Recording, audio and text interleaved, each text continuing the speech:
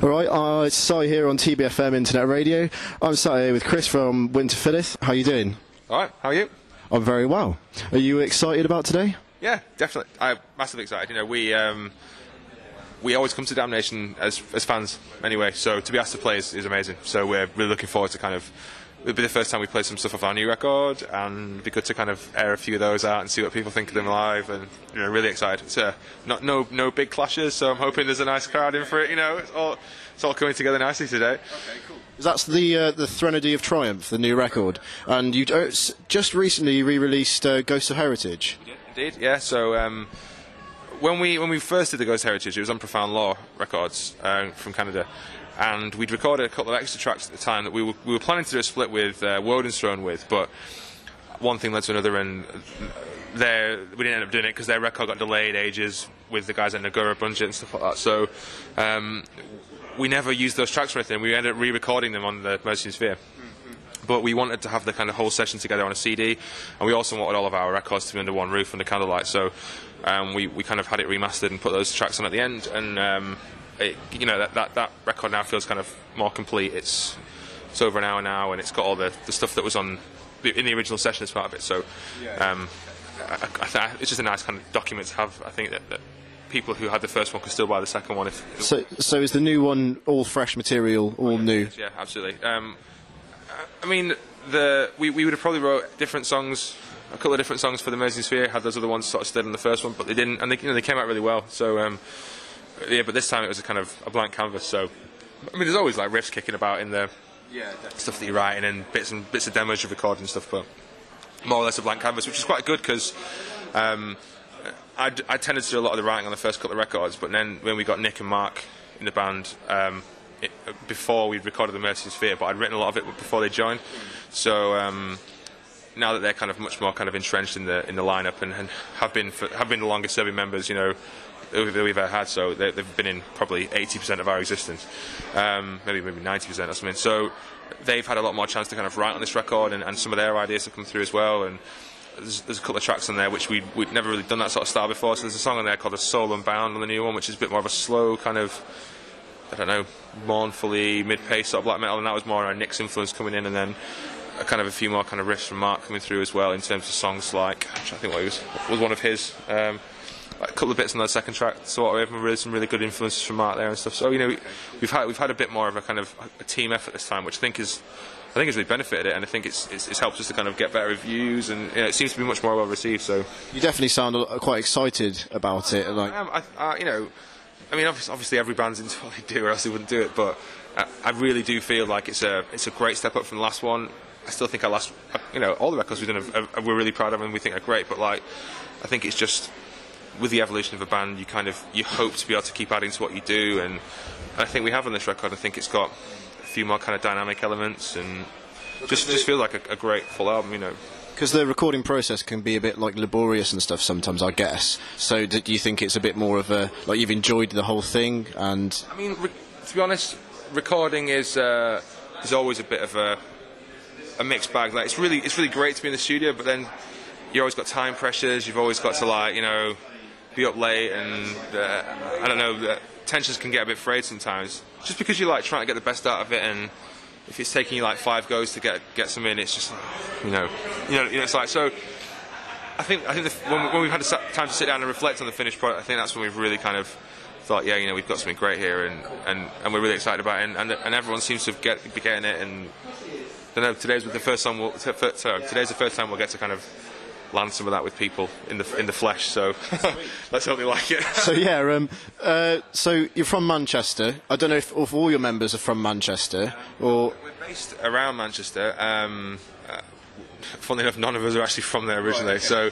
So it's easier than putting all the different things. Yeah, I mean, we all live in Cheshire now, just outside of Manchester. So Mark actually lives in Hull, our other guitarist, but Nick, Simon and I, we all live within sort of 5 minutes of each other. So it's just Manchester as well. But we're all Nick's from Tameside, I'm from Huddersfield, Simon's from Worcester. So we're not a Manchester band as such, but we are. We met there, we rehearsed there, we all live there now. So hence why we are Manchester. So what do you think of the local scene, kind of around here? In the north.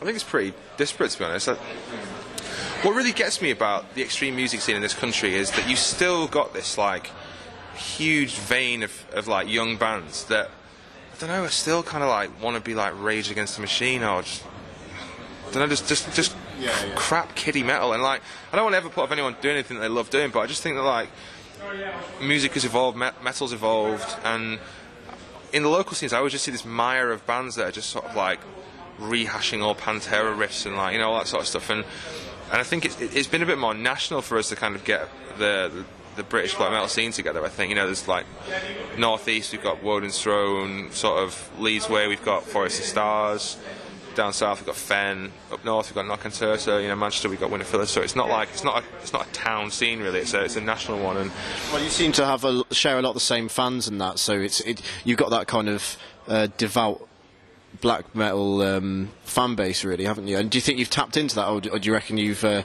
stirred it up? I'd like to think that, you know, we have, of course, but I think it's a cumulative effort, and I think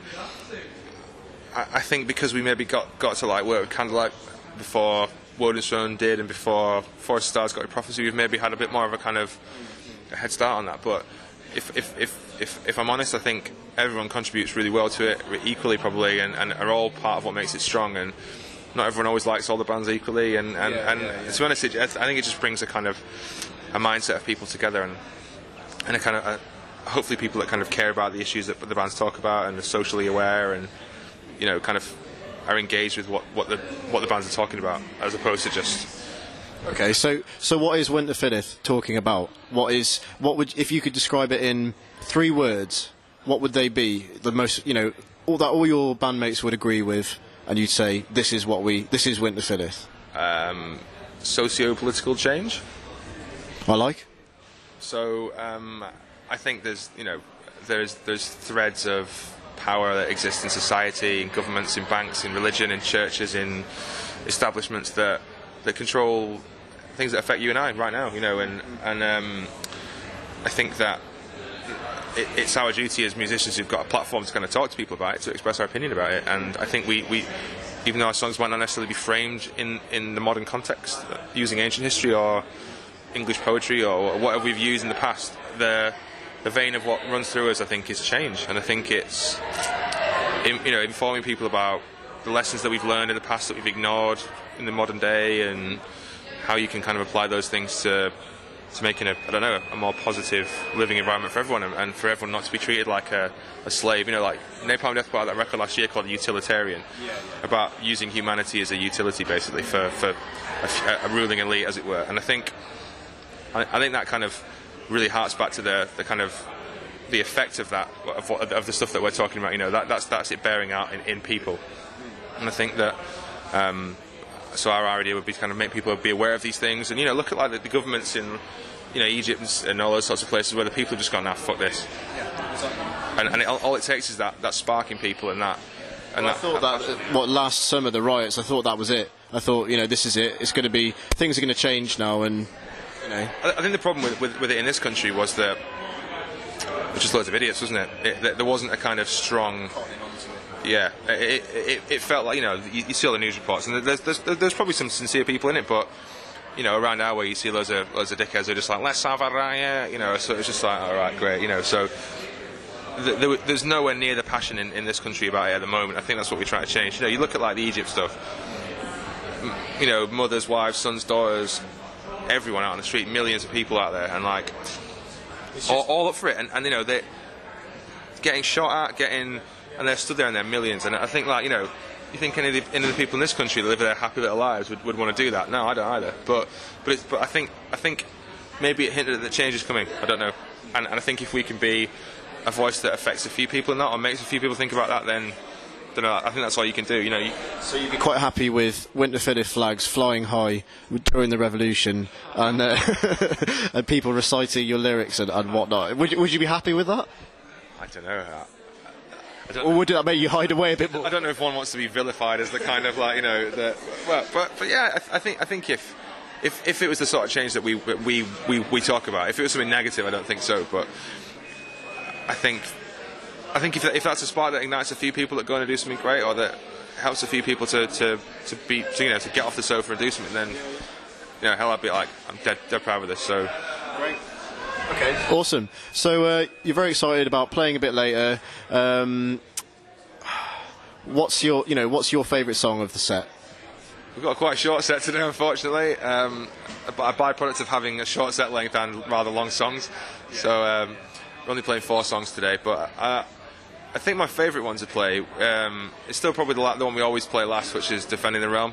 And I don't know, we recorded that on the Mercy Sphere again because we didn't think we had it quite right on the Ghost of Heritage. And I think if you talk about invoking something in people, I think that song out of all our songs just really kind of is that thing that gives you the goosebumps and makes you think twice. It's definitely a crowd pleaser. I saw you at Bloodstock, and that was the last song then, and it was great.